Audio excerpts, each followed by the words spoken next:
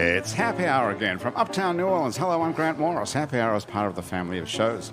On the podcast network, it's neworleans.com. When you walk into a bar in New Orleans and you pull up a bar stool, you never know who's going to be sitting on either side of you. What you do know is no matter what they look like, what they're wearing, whether they just got out of a limousine or just got out of jail, they're going to be happy to talk to you. Because that's New Orleans and this is Happy Hour, a cocktail-fueled 60 minutes of random conversation with folks who have nothing in common.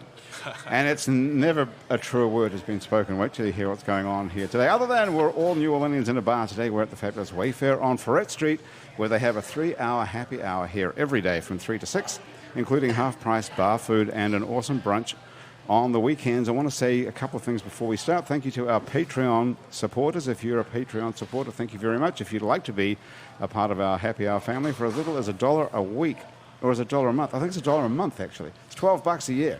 You can be part of our Patreon, It's New Orleans family. Just go to patreon.com and look for It's New Orleans Happy Hour.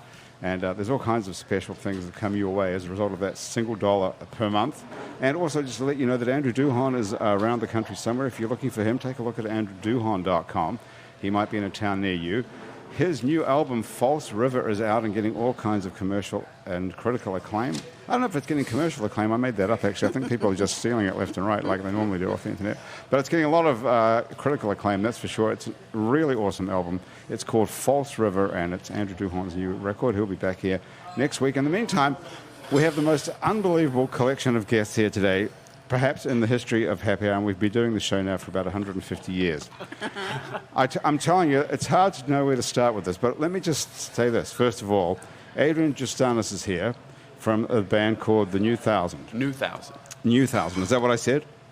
You just put the. It's not The New Thousand. There's a lot of misconceptions of what our name is, so okay. I just try to okay, stamp so that out it's quick. not The New Thousand like the Beatles or the Rolling Stones. That's right. It's New Thousand. It's like some kind of entity or something. Okay, so New Thousand is a band that we've seen here in New Orleans for a few years, playing on the street mostly. That's right. Down on Frenchmen Street. And there's just you, the three of you, here today, and we're going to take a listen to some stuff. So you have a new record as well, I see. We're currently working on a new one. We've recently sort of done a sort of switch of every member but me. So it's been a three-piece the whole time. The previous percussion and synth player recently left the band, got 2 new ones recently, so we're working on a new album to kind of represent all of that. So you're the only person left out of... That's right. Out of a 3-piece. What happened to the other 2 guys? Did you have to fire them like one at a time? It was time to go. It was kind of clear that, the visions weren't corresponding. Yeah, that was it. It was just the vision and kind of both professionally and musically just was deviating, and I had my thing that I wanted to do. So you're in charge of the whole thing and fuck them, basically. Well, I wouldn't say fuck them. They're my 2 oldest friends. Well, that's what I was... So how did you quietly get rid of them? They just... They wanted to move put me on on. blast. I don't know how many people are listening. Nobody. Do they just want to move on to do something nobody. else? It was a series of hard conversations that were mutual decisions. I'll just leave it at that. That's pretty tough, though, isn't it? Because you start a band with your 2 best friends. That's right. I mean, well, then what happened? You go down to New Orleans, you become very successful street musicians. And you then came 2 here years from later, Columbus, Ohio. Columbus, Ohio, right. So, yeah, we all know each other from Columbus. And what's the definition of successful? I mean, it was just like in terms of street performance, it was, I'd say, just done at a high level. We were on Frenchmen Street. Every night that we'd play, we'd have, between 100 and 150 people watching us on the street corner, and everyone would be so into it, and we would do it all the time, and we were making our living doing it, and so... I mean, in terms of being a street performer, that's about as good as it gets. That's cool. And what was so bad that these guys couldn't hack it? It was just, I wanted to do certain things. They didn't. Like what, for example, musically? You mean? Yeah, we just kind of had different ideas. I wanted it to be more dancey, and certain members didn't. Or I wanted to push in a more professionalized direction, and some members didn't. And so how come you're the last one standing? I mean, it was my idea to begin with, and so like... It's your band. Yeah, it's my band. So, they're doing their own things musically still, but, and I love them very much. All the best to them. Adrian, let me introduce you to the other 2 people at the table here. That was Paige, the voice of Paige Miller we just heard. All right. And Paige is, there's not much very interesting about Paige other than she doesn't have a band or anything. Nope, but she's the president of a company. Wait till you hear this. Paige is the president of a company called Oleander Medical Technologies. And you might want to think, well, what do they do? Wash test tubes or something like that, a technology company. You know what Paige has done? Paige has actually discovered what is possibly a cure for cancer. I can't take that credit. It's your company. It You is. personally have not discovered the cure for cancer, but this That's company, true. Oleander Medical Technologies, has possibly cured cancer. Is that correct? It's a yes or no question. I'm a lawyer. I can't do that. That's the truth. That is the truth, though, Very right? carefully, very carefully. We've discovered something that at least in tissue culture and in mice destroys advanced cancer and doesn't damage normal tissue. And that's a big deal. Wow. So if you have advanced cancer, if this technology works, you'll be cured, you'll be made better without having to go through chemotherapy. If it works the way we think it will, Right. yes, you would not need chemo, you would not need radiation, you would not lose your hair or be nauseous. It would be kind of like having a mild flu for a couple of days. A couple of days. Wow. And how long does the treatment take? It's like 15 minutes or something. Well, it's probably 15 to 30 minutes, and it's probably 3 times, but we don't know that for sure. We're still pretty early in this. How early? We've done it with mice. You've cured cancer in mice. We've gotten the tumors to stop growing. That's pretty good. Wow. Why aren't you allowed to say the word cure? This is not a court of law, by the way, nor is it even anything except a podcast. Well, So there's not even the FCC involved here. you want to know why I can't? Yeah. Because someday we have to go to the Food and Drug Administration, the Yeah. FDA, Right. and if we've gone around telling people that it's a cure when what we know is it's a treatment, we'll get treated differently. So If you go on some sort of dopey podcast at the Wayfare on Frenchmen Street and you tell some loser guy like me that you cured cancer, that's enough to get the FDA, the Federal Drug Administration, to right, tell you and we're that's impossible and we're to believe. raising money, and we've got to deal with the SEC, and we might be making claims that we can't back up, so we don't do it. Is there Isn't somebody- it good enough to be saying we're going to treat advanced cancer, and it looks really good? It's a very exciting development. I just wondered what the legal requirements, why you'd be so scared to say the word cure to me. Just careful. Is it possible, are you scared that when you go to get the FDA approval that there are people who are going to be against you, like fighting you? So they'll pull up this interview and say, look, Somebody sent me a message yesterday. They think in the next 5 years, the public will be spending something like $50 billion on cancer treatment. And most of that goes to the big drug companies. right, Do I really want to punch them in the nose? no, Not before I have to. but assumedly someone will pay you $50 billion on their own to buy this off you, won't they? We don't particularly want to sell it to them You and wanna- have it go on a shelf. We want to help people. No, but why would anyone put it on a shelf if you can cure cancer? Right. Why? No, they wouldn't be paying that much. But It's not like someone invented the car engine that runs on water. That's urban myth that someone in the oil company bought the patent and then. What is really interesting about this is it's an old drug combined with the energies that's used in an MRI machine. And so, Aha, you had the same idea, didn't you, Adrian? I did, yeah. Me and my friends were talking about this last week. And- Yeah, that's why they had to leave the band, those two, because they didn't believe you. it's not going to take the billions that it takes to bring a new drug to market, to bring this to market. Well, let's talk about the whole technology of it and how it works in a minute. But first, I want to introduce Nicole Reilly as well, because as impressive as you are in your way, Nicole is equally impressive in her field. Nicole, I'm just going to read what it says about you Sure. here in front of you. It says Nicole is an evidential psychic medium Correct. and intuitive transformational coach. Yes. So, assumedly, if I have cancer and I get this treatment and it doesn't work, I can end up communicating with you from the other side. Absolutely. And I'd be happy to do that for you. Okay. So you talk to dead people. I do. Yeah, I do. That's my job. Yep. How about that for the best two guests of all time?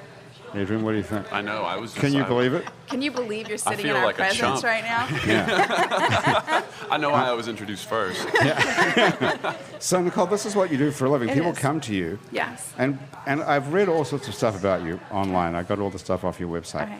And it seems that, well, this is what I read that I found interesting to start with, and we can go down all kinds of roads after this, but it says sometimes we don't even know the stories that we hold on to that keep us small. All we know is a deep feeling of heaviness and struggle. Yes. Which brings us back to the story through connection with spirit, which is meaning people who are dead. Correct. I allow myself to be the conduit with those who have passed, to heal old wounds and see where you hold your energy, to help you let go of the struggle and conflict so you can be guided by a path forward and achieve things you never thought possible. Correct. So I thought I'd start by asking you this question. What is the connection between people who have died and the dreams that I have for my life? So that's a great question. Okay, so what I believe when I connect in with spirit is that spirit has the ability, which spirit is what I call people who've passed. There's a lot of different definitions for spirit, but that's what we're referring to right now. Spirit has the capability of knowing what we're doing now in our life. So when I have connections with spirit, and the reason why I call myself evidential is because when I have a connection with someone, when I have a sitter that's sitting across from me, I give them evidence of who I'm speaking with prior to giving them any, information or emotional information or anything like that. So there has to be a validity in what I do. So you can prove to me that you're talking to my dead mother, Correct. grandmother. So when I connect, I'm giving you evidence. It could be like how they passed. It could be something, I can tell you so many stories, but it could just be the smallest thing or it could be the biggest thing. But it has to be evidential. Okay. Maybe their name, a specific date, how they passed, what was the number on the back of their basketball jersey, specific details I can give you when I connect with those that have passed. And so after we establish that connection, then I'm able to delve in further about, what is it that they want to say? Because when spirit connects in with us, there's, so many things that they can talk about. But what I find is the majority of the time, they want to discuss what's going on in your life right now to try to help you to move forward with any type of situation that you're having. It could be grief. It could be, trying to make a decision in your life. But they're always here to help us. And that's my philosophy. That's what I believe. And that's what I base a lot of my work on. Why weren't they more helpful when they were alive? Well, I believe that. Why do they have to wait till they're dead to give us all this great advice? Isn't that true, though, right? I don't know. No, it's true. But I feel as though what happens when we transition, as when we pass, is that there's a sense of, you may have heard of like life review, where someone transitions, they go through a life review, they see all the things that they could have, should have, would have done, see all the greatness that they've done. But also when we transition into another plane, I believe that it's a world similar to the world that we live in. So I don't believe. Are you serious? It's just like this? Pretty much. That's sad. It's not like, I don't believe that it's rainbows and fairies and, all this. But I do believe that it's a spiritual place. So it would almost be like walking into like a Buddhist temple or walking into a synagogue or a church where you just kind of feel that feeling, and so that is the sense of where I believe that those of us who've passed transition. When you say believe, though, you're talking about evidential. Right. So it's not really a belief, it's a fact. It's a fact when I give you, it's a fact when I give you evidence of who I am that I'm communicating to. So you're seeing this other world. Mm-hmm. So I see things, I hear things, I feel things, sometimes I smell things, I pretty much, when spirit connects in with me, I allow them to take over. So when they connect in with me, they become part of who I am, and I can sense all of their senses. Paige, you got a question about it? This is not something I've experienced, so I just I listen. know. Me neither. I got a question. Yes. How old were you? Did this just start happening to you? So what happened to me was when I was very young, I can remember having experiences. I was born and raised here in New Orleans, very Catholic upbringing, which I still love my Catholicism. I'm very much into saints and mystics in the Catholic Church. I don't, of course, believe in everything that the Catholic Church is preaching at the moment, but I do believe that was a beautiful foundation for me. So in that sense, I delved a lot into spirituality when I was very young. I had a really, really strong sense of my own spirituality. I felt like I needed to find my purpose in my life was really a big thing for me. It wasn't until the birth of my third child. I have 3 daughters, and they're 3 different generations, 27, 19, and 10. So when I had my 10-year-old, who was a complete surprise, I was at a place in my life where I just finished being a registered nurse. I happened to be a wound nurse that healed wounds, literally. And so I was in a transition phase of trying to figure out, what's next for me, because I knew that I had a calling, but I wasn't living it. And so the doors just kind of opened up for me from there. And I started to do some readings for friends, and it's almost like a light switch turned on. Wow. Yeah. Were you seeing people at this point? No, not really. And when I say that I see people, it's more a sense of when I'm connecting with someone, I can begin to describe what it is that they look like. So I have actually seen a few times people cross my vision, whom I thought was real people, what they weren't. But I can't say that that's a normal phenomenon that I see on the daily basis. So how do you induce this? So I come to you because you do readings by the hour? I do readings by the hour. So I walk into your office. Yeah. You have an office somewhere? I do have an office in Covington. Okay, so I walk in there at the appointed time. Yes. And I sit down. Yep. And you just turn it on? Yeah, so you have to learn to turn it on and turn it off. Can't leave it on all the time because, of course, that makes you feel like you're crazy. So, because you can read anyone. So you just turn it on and turn it off. Yeah. Okay, so can you turn it on, turn it off right now? I can. Okay, so you could look at Paige and can you see the future as well as the past? So what they say about psychics, just like Paige doesn't want to predict that she can cure cancer, I don't want to say that. Well, that was my next question. Can she? The future. Can you? So, but I can have a sense of what is going to happen in the future with someone, yes. Is Paige's cancer cure going to work?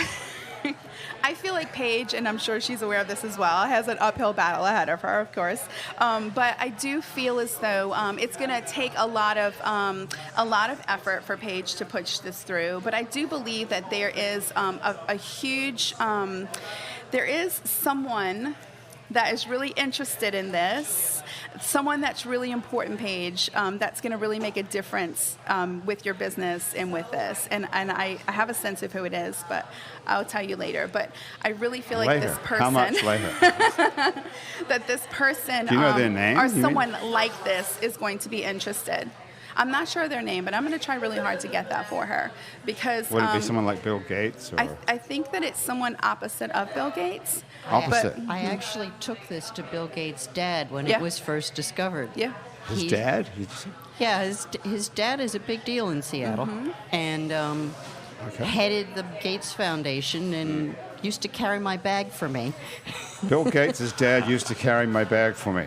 What do you mean by that? I mean, like when we went on a trip and I had a heavy bag, he carried it for me when we... What's Bill Gates' dad's first name? He's Bill... Bill Sr. Just to make this really confusing. Yeah. So the father is actually Bill Gates Jr., and the guy who founded Microsoft is Bill Gates III, or Trey. But now they've moved it up a generation, so the dad is Bill Gates Sr., and the guy who founded Microsoft is Bill Gates Jr. Yep. Got Okay, that? but he's still the third, actually. His nickname is Trey, if you really want to be Gates. cool. I didn't know any of this. look Okay, at so you're from Paige. Seattle, so you know all this. Yeah, I was... So you know all these folks. I was a minor dignitary in Seattle. You were the president of the Port Authority or something? Like whatever. Yeah, I was. What was it called there? That's fascinating. The port- You know how I know that, Nicole? Because I'm psychic. I have no doubt. No, Also don't have let it- him do also that. have it written down here. Yes, so What was your official title? I was commissioner for the Port of Seattle. Commissioner for the Port of Seattle. That's an elected position. You've Yes. had a fascinating life. Oh, yes, I have a very checkered past. You do. So you I'm were elected intrigued. to the commissioner of the Port of Seattle. For four times. Wow. It's a county-wide office. What the heck made you want to do that? John Kennedy. I mean, I really Which was one? the one from my era. President Kennedy. Not Yes. senator? Yes, President. You were inspired by President John F. Kennedy to run for office. When I was in 6th grade was when he ran for president, and I had a teacher who made us cut out of the New York Times. I grew up on Long Island. Every day an article about the campaign and another article. And so I really paid attention to politics starting very young, and I was very much inspired by his call to service. It's why I studied government in college and why I went to Yale Law School, which is a great place to train people who want to be in public service. So President Bush, I think, went to Yale Law School. Did he go to law school? Or did he Yale did not. Something else? It was the other folks. Bill and Hillary went to Yale Law School. They went to Yale Law School. I thought. And so Bush. did Jerry Ford. Bush went undergraduate. Oh, right. Oh, okay. He was a true Yalie. Okay, he didn't get to. So the Clintons went to Yale Law, and you went to Yale Law. Correct. Okay, and then you found yourself in Seattle somehow or other. Well, like Hillary, I met this guy at Yale Law School, and he went to Seattle, and I tried practicing law in Philly for a year, and 3,000 miles apart's not great, so I went to Seattle and married him and tried practicing law until they kicked me out and had 3 Kicked kids. you out? Why'd they kick you out for that? Fraud? Wanting children. Ah, that was it. They kicked you out of the law firm, you mean, not out of the legal profession. No, I still have my ticket, as they say. You still have. So you ran for office then? First I had kids, and I worked for the city council, and I was a community activist, and then I ran for office. Wow. Yeah. So you have had a pretty interesting. I've run a dance company. I've run a foundation for a public park. You name it. I've probably. What was the dance company? It was Bill Evans' dance company. It was a Bill modern. Evans. Not Bill Evans, the piano player. No, but he did a great concert. Bill Evans, the dancer, did a concert with Bill Evans, the jazz man, together, and I saw it. It was really cool. To 2 Bill Evanses. Yes, it was. Bill on Bill. Bill and Bill. Bill Evans times 2. Wow, we've really got a lot going on with the Bill Gates and the Bill 2 Bill Evanses, the 2 Bill Gates and the 2 Bill Evanses. Yeah, and during WTO, I wrote a piece about my 3-bill night because it was Bill Clinton, Bill Gates, and Bill Newcomb, who was the lawyer for Microsoft defending them in the antitrust case, and they were all in the same room with me. You were in the same room with Bill Clinton, Bill Gates, and Bill Newcomb. Bill Newcomb sat across from me. Are they still sitting around talking about you like this? They will be. Not like After that. they hear this, they will. Once they find out that you've cured cancer. Well, we've got to get that straight. My husband and get that his straight. research partner, who are both on faculty at LSU Medical Center, together we're studying pain. Why is it that in certain chronic pain situations, nerve cells die? And when they figured that out, that the nerve cells were overexpressing sodium channels, but without sufficient insulin, say in diabetes, they were taking in way too much sodium and not being able to pump it out properly, and the cells were actually exploding. One of them went, I wonder if this process would happen in cancer. And they found out that advanced cancers also overexpress sodium channels compared to normal cells. And so if you block the pumps that keep the sodium from being pumped out and cause sodium to be flooded into the cells, you can literally cause cancer cells to take in too much sodium, bring water in, and swell like a balloon until they burst. Just the cancer cells. Well, that's because, say, a normal cell has 3 of these channels and pumps, Right. and a cancer cell has 50 or 100 channels and pumps. So in the same period of time that you drive a little sodium into a normal cell, you're going to drive 50 times as much into the cancer cell. And so it's going to swell quickly, and it's going to burst. And sodium is a basic, is an element, is it? Or isn't it part of the elementary table? So these are Na? sodium ions. Sodium ions. It's part of, it's salt, So right? yeah, it's salt, okay. Well, salt, sodium chloride, actually, isn't Right. it? But So this is just sodium. So are they the first people to figure this out? Or does They- everybody know that about cancer? People knew that cancer overexpressed sodium channels and pumps. they didn't think about the fact that, oh, we can use this difference between normal cells and cancer cells to cause the cancer cells to die. I use the analogy that one of them does of judo versus karate. So the usual way that people go about killing cancer is to smash it, either with chemotherapy or radiation therapy. And so people tried to figure out how to smash those extra sodium channels to kill a cancer. Karate. This is judo. Okay, Buddy. they've got all those extra sodium channels and pumps. Let's use that property against them. I see. So it's like using the power of the cancer cell against itself. Exactly, Graham. Wow. And Okay. nobody thought about that before. So yes, So this is your husband right. and his Research partner. And these guys are at LSU. They are on faculty at LSU, and LSU owns the patent because that's the way Oh, it works. no. Oh, well, it's okay. That's what a why. letdown. I was imagining the Learjets and the... Well, wait a second. That's why there's a lawyer here. Okay. Okay, LSU. So they're working for LSU when they come up with this. So that Therefore, means LSU owns it. LSU owns the patent, but then you need to Horrible. license that patent. Okay. So 4 of us formed a company, my husband and his research partner, and a Cajun and I. Gotta have a local boy. Who's the Cajun guy? His name is Hank Mills, and he's done several companies before. What's his role? So he's a business development He's a business development guy. You're the organization. Are you just like somebody's wife, or are you actually? Oh yeah, don't I sound like it? Yeah. I mean, You why? sound like you have no idea what's going on right now. But you have no Not. medical background at all. No. But you have a background. So what's your? So my background is I am this pushy New Yorker who makes stuff happen. Okay. Okay. So you're the boss. You're driving this whole thing. I am a driver. Okay. And I have started entities before. I have done the strategic planning for them before. I've run them before, little ones and bigger ones. So my job is partly to be a lawyer. Right. Okay. We need to make sure this gets patented. So LSU did that, but we helped them. And we need to make sure they license it exclusively to our company, which they've done at a very good rate.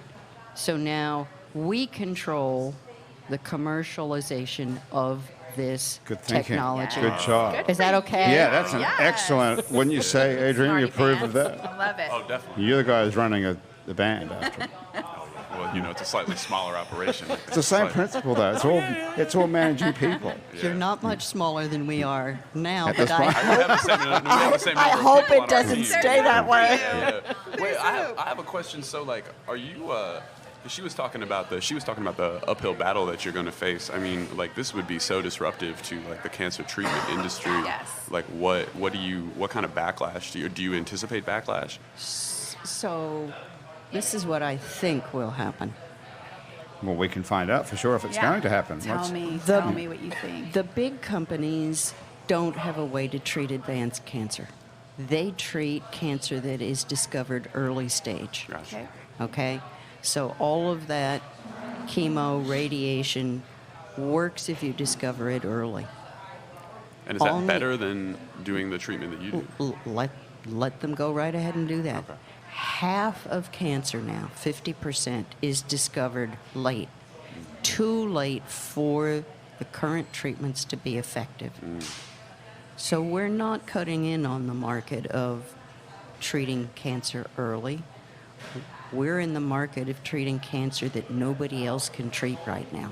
So if you find cancer out after a certain stage, which is 50% of the diagnoses in America, you're just finished at this point. There's no hope. There are a few that manage to be treated and But put in statistically, remission. basically, you're screwed. But So statistically, you you're in trouble. would own this whole market.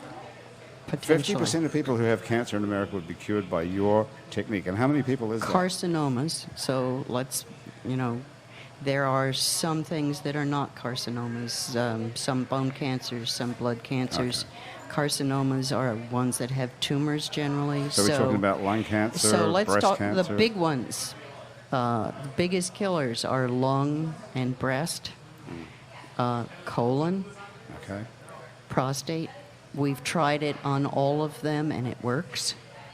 Wow. And we've tried it on mesothelioma, which, is a big problem here Yeah, right. in That's right. Louisiana. Absolutely. And Which there is is mesothelioma is what comes from asbestos. Oh, okay. So if you've worked in a shipyard or some other place where you ingest asbestos fibers, it gets into your lungs. Right.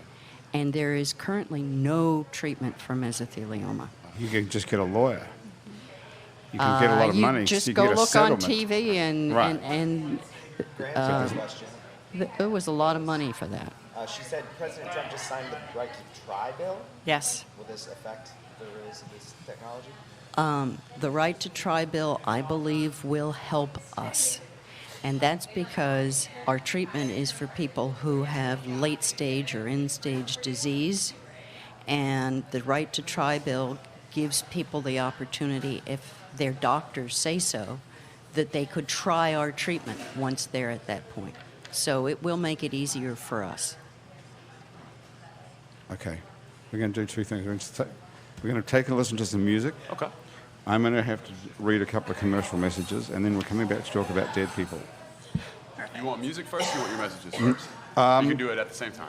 Do it at the same time. Let's take a listen to some music. First of all, what's the name of this record that's out there that we can steal? So my band, once again, is called New Thousand, and this is the name of our first album that we released 2 years ago called Sound Mind, and this is the first track, which is seemingly the most popular one, called Ghost.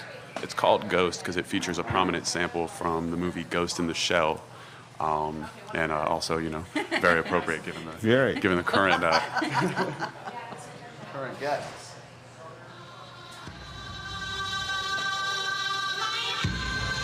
So singing part is from that movie. Did you license this, or did you just steal it? We just stole it. Good job. We just sell it on the street. We don't do it in any kind of, official capacity other than that. Can you buy this, though? Yeah, you can buy it on Bandcamp.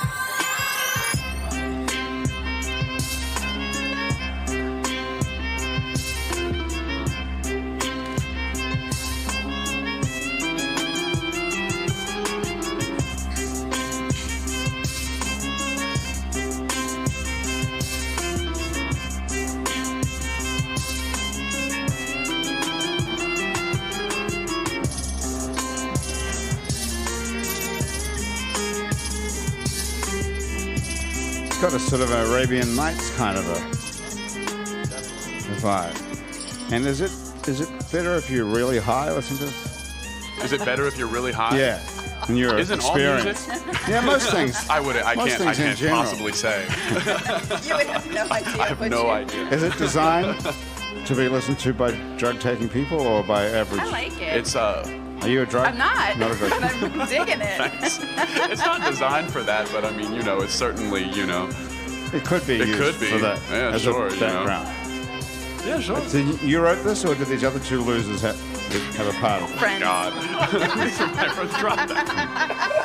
Who owns the music? I'm only asking because Yeah, we I have a co-wrote lawyer. it. We co-wrote it. I wrote the violin parts, and they wrote. The one guy wrote the piano parts. The other guy did the kind of the production stuff, the drums and all that. So you're a violin player, principally. That's your instrument. Yeah. You play the electric violin with going through all these. Yeah, I play an acoustic violin, Yeah. but it is I'm one of not very many violinists in the world do this. So guitar players will oftentimes have like a pedal board that will give them various effects, and so a lot of people say that I kind of sound like Jimi Hendrix, but on violin. And You're the Jimi Hendrix of violin. that's said often about me. Wow. And got Write to that down. I actually play the violin with my teeth. I got to see Really? Jimi Yeah, Hendrix. Yeah, you did? You met Jimi Hendrix Oh, as man. well? I saw Bill Jimi Gates? Hendrix. She's a Pretty one-upper. fascinating. You didn't Bill meet Gates, Jimi I Hendrix. know him. Jimi Hendrix. He's Oh my yeah. friend. Well, you No, know- yeah. You just hang. She hangs out with Jimi Hendrix, right? I saw him when I was a student. Okay. But You didn't get to meet him along with Trey Gates and No. But Bill he was Clinton. he Bill was Newcomb. he was maybe 25 feet away. I mean, it was not That's in a pretty big cool. venue. Pretty close. Yes. Wow, where was that? It was at Brown University. Wow. But he How grew amazing. up, Hendrix grew up in Seattle. Not everything is Seattle, but Hendrix is. He's from Seattle. Yeah. And so is, there's the Experience Music Museum is in Seattle too, which has got a giant Hendrix connection. That's Bill Gates' partner, Paul Allen built that. Built right. that. Right.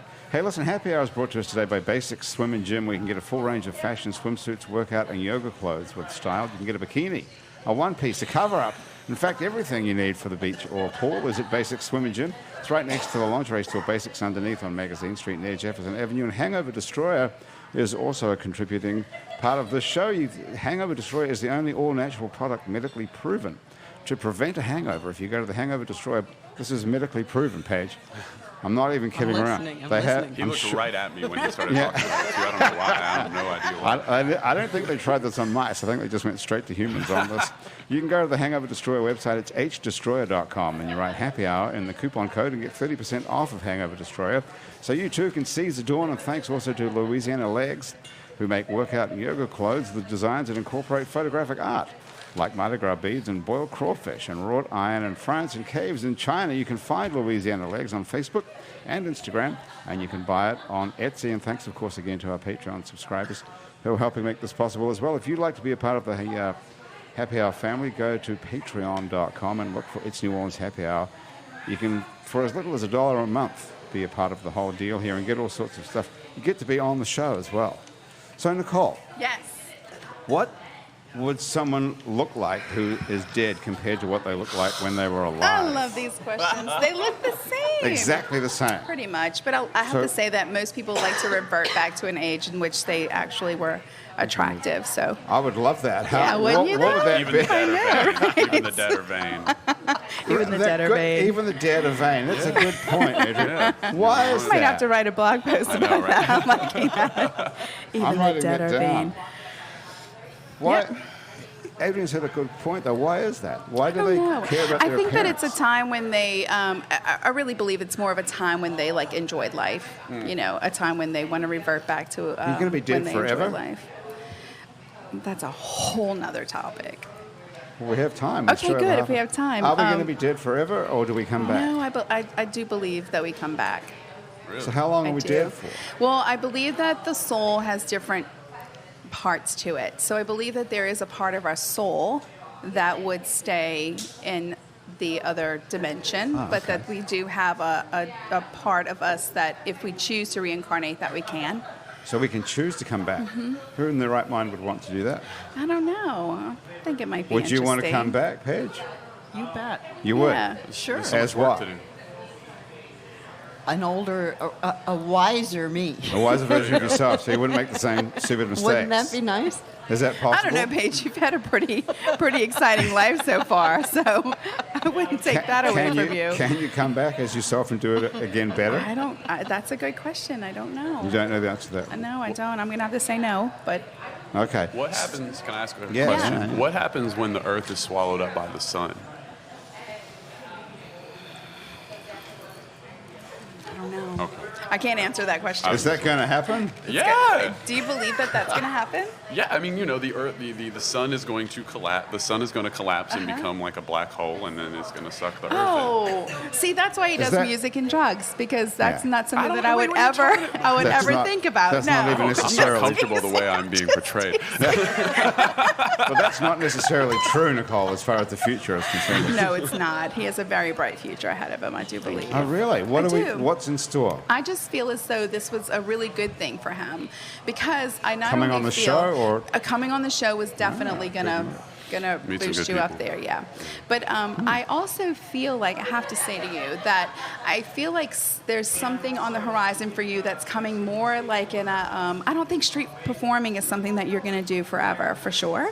I know that's something that you like to do right now. For sure. But there's something different coming to you, and I feel like it actually has to do with like film work or something like this. So just keep your eyes open for being Bona. able to do to kind of take this into a different direction as well. Like, don't put all your eggs on, in the basket of street performing. Like, take it someplace else as well, because I think that you have a really good thing going on right Thank now. you. I do. I feel it's just an energetic thing that I feel about him, that I feel like he's been down a road of where this is not his first struggle with his friends. I feel like that there's been other struggles that he's had, but he's persevered. And I just feel like even with the friends, I feel like your friends are going to go their own way and really do well themselves, on their own. I think it's a good thing that you guys kind of split up and are able to do your own things now, because I think that you have a really big picture in your mind of what you want to do. I just want to say to you, if I could give you advice, I would say, like, don't diminish that.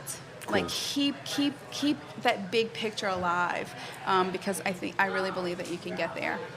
Thank you. I have to say also one more thing. Yeah, go ahead. That I also feel as though there's going to become an opportunity for you to leave New Orleans and try something just different for you, and I would like for you to consider that. It's crazy that you say that, because like the one time I've had like a dead person come to me, they were telling me to leave New Orleans. Really? Yeah. Interesting. It was Who was it?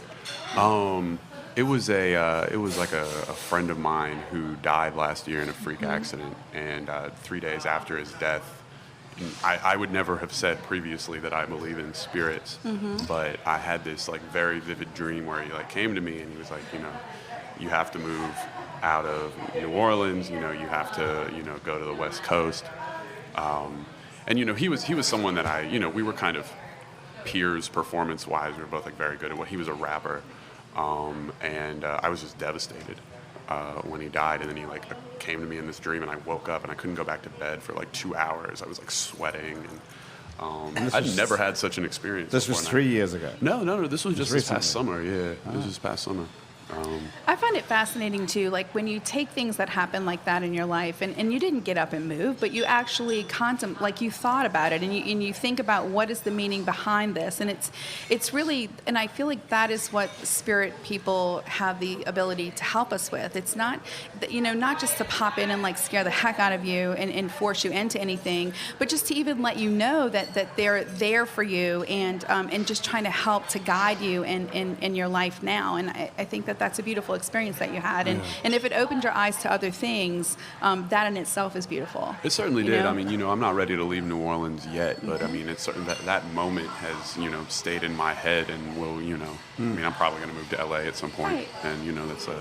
Well, Nicole, what is the difference between free will and things that are predetermined? Well, I believe that we all have free will. So when you see the future, so even when I talk to Adrian about the future, it's like, I mean, Adrian it's his choice. He has free will to choose whichever way he decides to go. Yeah, but I want to come to you because I want to know what's going to happen. I don't want you to tell me I want you to tell me like I'm going to cure cancer, or I need to talk to somebody.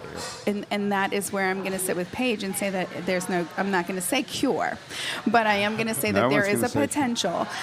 So what I feel energetically when I'm doing like psychic readings, for example. It's things that come to me energetically that's pushing me to just say my words. So even if it was like just now talking with Paige about like having someone big that's coming to her and saying that, I think it's like the opposite of Bill Gates. And what I meant by that was I feel like it's someone that's big like Bill Gates that's going to be looking at her work. But at the same time, I think that I feel like Bill Gates' agenda is not exactly the one that she's going to want to be attached to. So, but I feel like there's someone else that's similar to that that's going to really take notice of this and want to jump on board with her.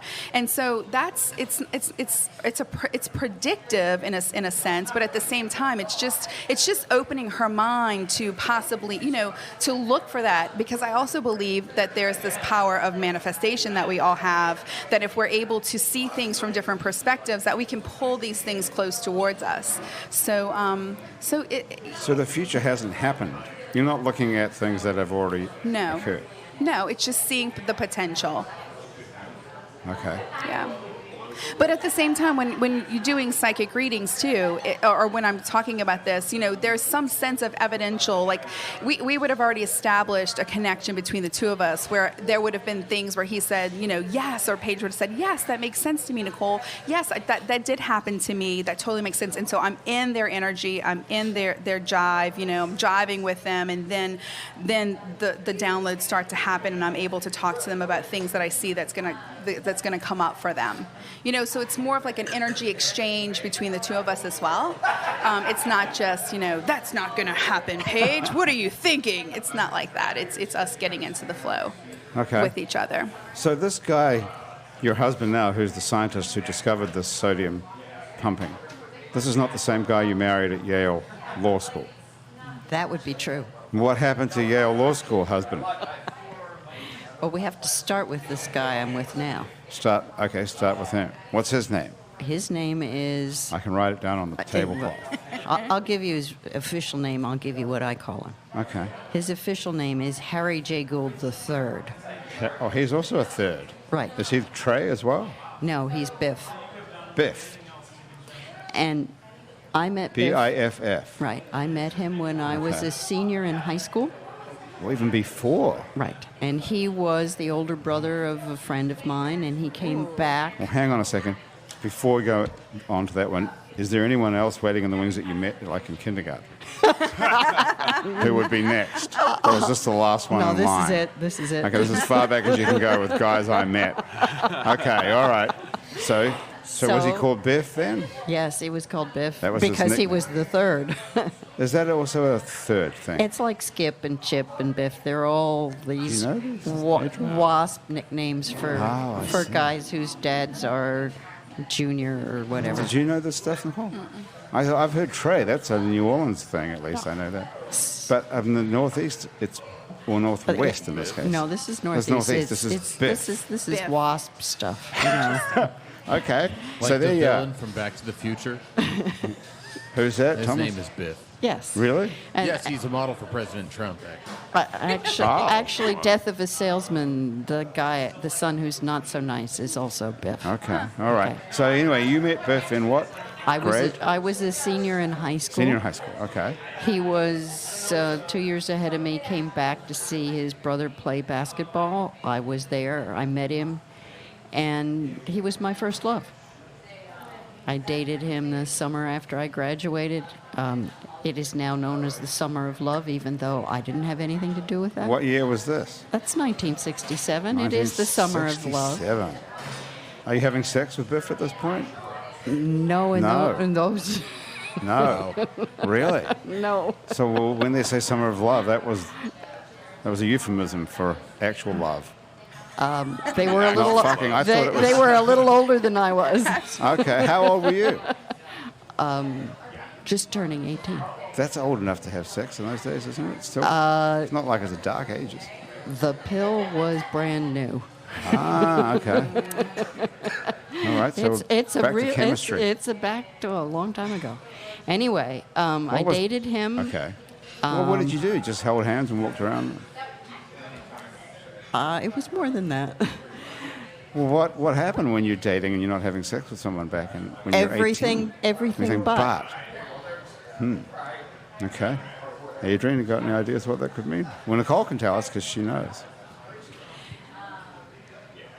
All right, what is that? Well, not allowed. You don't have to go any further if you want. But okay, let's just say everything but.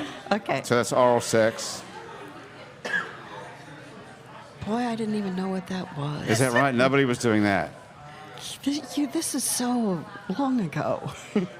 So it was just like making out and. Yeah. What's the point you're trying to get at here, Grant? I'm just interested in what people did in the summer. I gotta ask. I Maybe thought it was a sexual revolution, It was coming fast. but hadn't happened yet. It was. So 67 was before all No, that. it was right in the time that Okay. was happening. All I right. mean, just to give you a sense, at Smith College when I arrived, women were not allowed to have men in our rooms except 1:30 to 5 o'clock on Sunday afternoon. Wow. Okay? With That's a great idea. with the We should door bring that back. With the door open. with the door open. Have a college student. Can we bring that back, please? Yeah, really. Okay. I By, like that in my regular life, actually. Sorry, but by the time I left 2 years later, because I transferred, men were allowed in women's rooms 23 and a half hours a day. So that's how fast. that was quick. Okay. So, but anyway, Things changed. So this was a really sweet relationship you had with Biff Sweet. back in 1967. Right. And then he went off to do something, and you went No, off. What happened? I sent him away. I told him he wasn't an intellectual, this guy who's now working on Gonna the cure cure for cancer. cancer. Look at You you. thought you were too smart for Biff. What was Biff doing back in the day? He was studying the brain. He's not intellectual at all. What the heck? In any case, you What know, were you- I'm telling tales on myself, okay? That's poor decision making. Did I say I wanted to come back as a wiser me? I see. Okay, all right. Now we understand. That's a funny thing so criticism to have of someone that they're not smart enough for you if he's actually like studying neurology or something. What gave you that idea? Oh, we'd have to go back. That would take too long. All right. So anyway, I sent him away. All right. We flash forward. I've married a very intellectual guy whom I met at Yale Law School. Okay, so Harvard undergraduate, Cambridge for his master's, Yale for his law degree. This is very important to you, actually, someone who's smart. Yeah, it was. Okay. And lawyer in Seattle. We had 3 kids. That marriage was never very happy. Oh, my goodness. And I got this email in 2003 from somebody who had just written a whole bunch of songs and was recording them. And Adrian, was it you? Wasn't expecting that. I This is knew, your but life. this is the way to pull Adrian in. So I made it already. he wanted to know if I had a picture of me from way back then that he could use in the montage of this CD that he was doing with 2 guys from a group that probably none of you remember, the Kingston Trio. We sure do remember the Kingston Trio. But he was recording it with Sure don't. 2 of the guys from the Kingston Trio. They kind of predated Peter, Paul, and Mary by a little bit, and their music was similar. They were hugely popular, the Kingston Trio. Yeah, Hang Down Your Head, Tom Dooley, and Charlie on the MTA, and Where Have All the Flowers Gone? Those were all Kingston Trio songs first. Okay. In any case, Everyone's Googling that, right? in any case, so we started emailing. This is Biff. And So he's got a musical side, too. yes, he writes and sings and plays music, guitar and banjo. And Adrian may have found a new friend, huh? I know. so in 2005, I got a message. The album is done. How would you like it if I deliver it to you in person in Seattle? And I wrote back and He said, is smooth. Sounds nice. Send me a picture. How can I deliver it in person? okay, so he's an Eagle Scout and he's still married. And I know I've screwed up his life once before. Oh, wow. And so I write back and say no. Okay, because I don't want to do that again. And he says, oh, okay, but I'm going to be in Seattle in October anyway. And before I could answer that, the cosmos intervened in the form of Hurricane Katrina. Dun, dun, dun. And for 3 days, I had no contact with him. And I didn't know whether he was okay, except I knew as a doctor he would be doing triage. And all of that, oh, you can't see him, that would wreck his life, went out the window, and I was like beside myself. And you're still married at this point? I am. And is he still married at this point? I am living pretty separately, in the same Okay. house, but very separately. And what about Biff's situation? Was he He's mar- still married. He's still married. So. So, anyway, I did agree to see him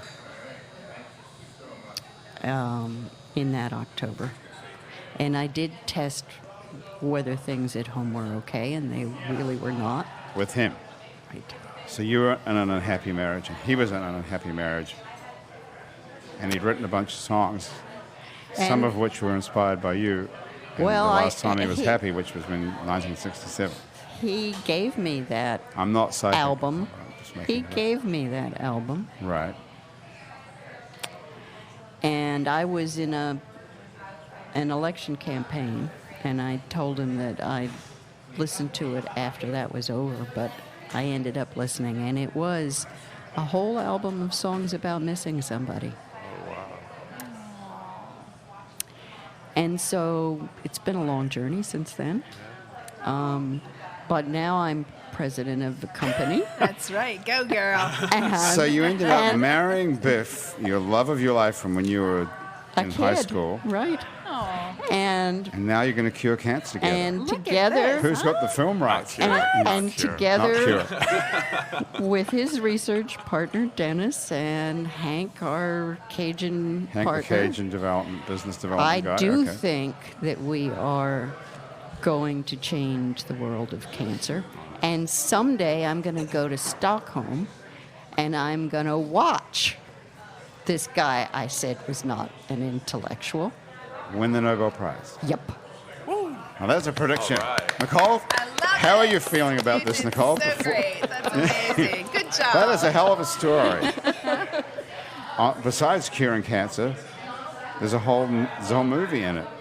I think it might be an It is. interesting It's movie. very Adrian romantic. can play Biff when he was younger. Hello. Cameo appearances by Jimi Hendrix. And Jimi Bill Hendrix Gates. is in it. Bill Gates is in it. Bill Clinton is in it. Bill love Newcomb it. is in it. You had mentioned that This is huge. men were only allowed in dorm rooms 23 and a half hours a day. We got a listener who wants to know what was going on during that 1.5 hour. This is the lawyers again. The reason was they didn't want the men to be able to establish residency by being able to be there full time. But were they enforcing it? I wasn't there then. I Okay. can't answer that. Like it's 4:30 in the morning. What are you doing?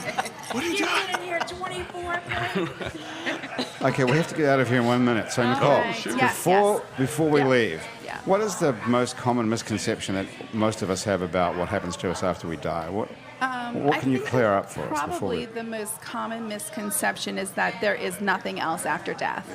Okay. That it's just a black hole of emptiness. And I think that, I think that that's the most common misperception. And can I say one thing that I think is the most common misperception about psychic mediums is that we all have crystals and incense and things like that burning all around us all the time, and that we're people who are kind of like out there. I think that that's the most common misconception about psychic mediums, and so I feel like I'm here to dispel all these myths about psychic mediums and psychic mediumship work, and that there really is a gift in having a mediumship session that allows your loved ones to come through to give you messages. And so you're kind of an alternative therapist, in a sense, is what you were saying. Right, and I, of course, I was a registered nurse, but I was never a therapist, but something similar to that. I prefer to call myself like a coach, but yes, I do But believe that. whatever problems I'm having in my life, whatever things, frustrations I'm coming up against, or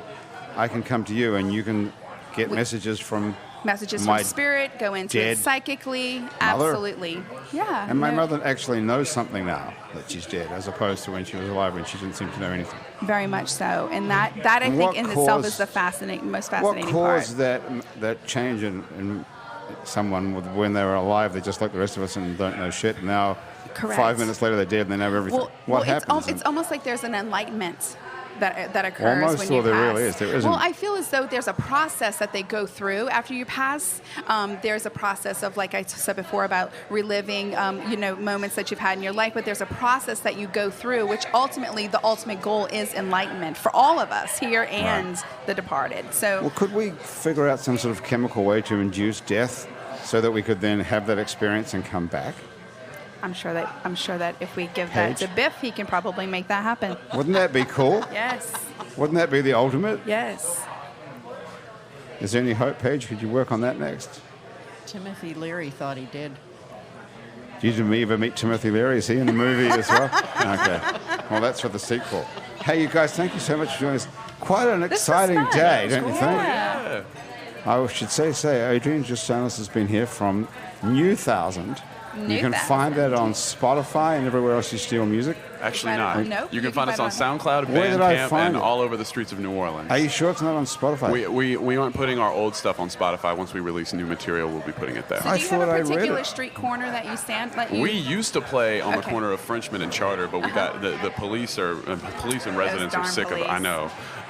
They said the next time I play there, I'm going to get arrested. So we're playing Okay. Bourbon Street Okay. right now. Awesome. Is just that kinda true, up and down Nicole? Bourbon Is the next Street. time he plays there, he's going to get arrested? Absolutely. Yeah. Don't Yes. do it. Okay, Absolutely. don't do it. It's getting dangerous. What got, about you getting- got too big for that corner, right? We did. We What did, about no. getting legit gigs in clubs? We do. It's just it's a hassle, and it's less money, and it's less fun. And so when we do a gig in New Orleans, we do like exactly what we want to do. We don't just like do a thing because like that's what we're supposed to do, Right. or whatever. Okay. Yeah.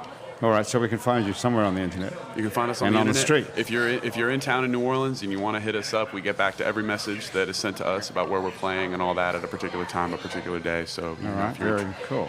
All right, and Paige Miller's company is called Oleander Medical Technologies if you listen to this and you're looking for it online. And that's going to be something to follow. Please do. Yeah, I would love to be able to give you $1,000 today.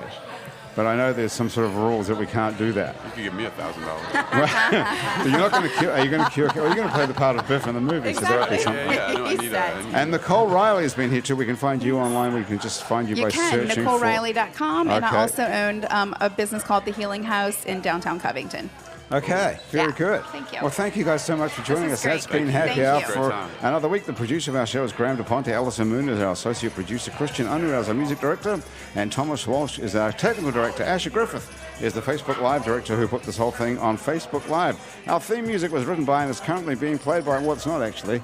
It's usually being played by Mitch Former, but this is music from New Thousand. What It's are a we listening rehashing to? of Ghost. It's Ghost. They're just playing the same Ghost- one. I didn't even start. Thomas just started playing it. He liked Hey, it. if you'd like to be on our show and you can sit around a table and drink alcohol for an hour and stay upright, drop us a line. Our address is on our website, itsneworleans.com, where you can also hear lots of other hours of Happy Hour that we recorded previously, as well as some other shows we make here at INO Broadcasting, including Out to Lunch with Peter Raschuti, live from Commander's Palace, Louisiana Eats with Poppy Tucker, and our award-winning podcast about death.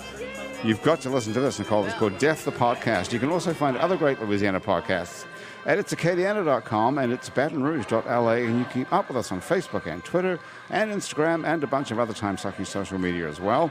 On all of it, we're called It's New Orleans, and you can find photos from the show on itsneworleans.com and on our Facebook page. These photos are taken today by Jill Lafleur. You can find out more photos. You can find out more about Jill and more photos by Jill at lafleurphoto.com. If you're listening to us on your favorite podcast app, thank you for subscribing to us.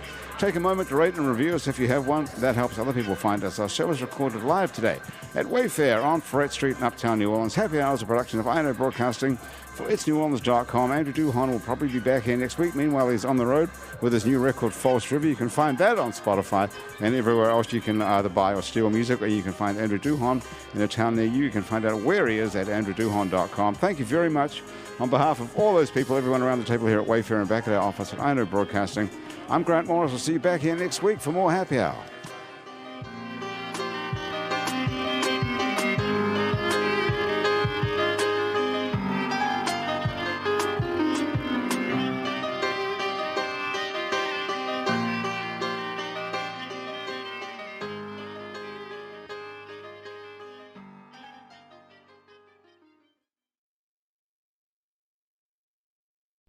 Let's consider the secret life of the innermost nesting doll.